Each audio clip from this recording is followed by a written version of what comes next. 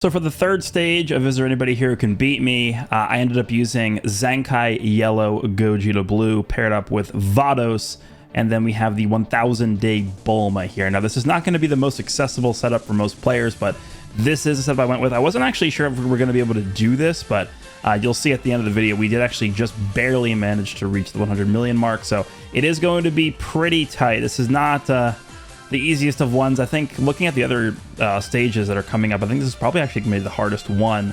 Yamcha and the Armor Goku are giving good Z abilities, and then Super Saiyan 4 Goku, of course, is giving the Zenkai buff to Gogeta.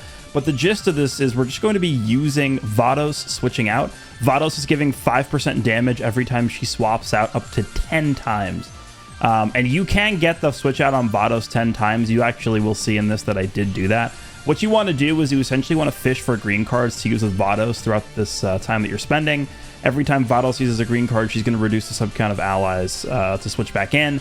You never want to switch into 1000 Day Bulma, because 1000 Day Bulma gives support for just being on standby, and then when she switches in, the support goes away. So you'll see the strategy here. Just go into Vados, switch out back to Gogeta as fast as possible, and I'm just going to be sitting here farming green cards, and then whenever I draw a green, I just save it for Vados, and then as we get to the very end here, you'll see that I use my main ability with Vados, which also gives support to the whole team. I save up blue cards so that we can use that in the actual Rising Rush, pop my main ability with Gogeta to end up getting the sustained damage cut penetration, and then we rush, and we just barely hit the amount of damage that we need. So yeah, this is a tough one. This third stage I think is going to be the hardest one out of all of them. We'll see.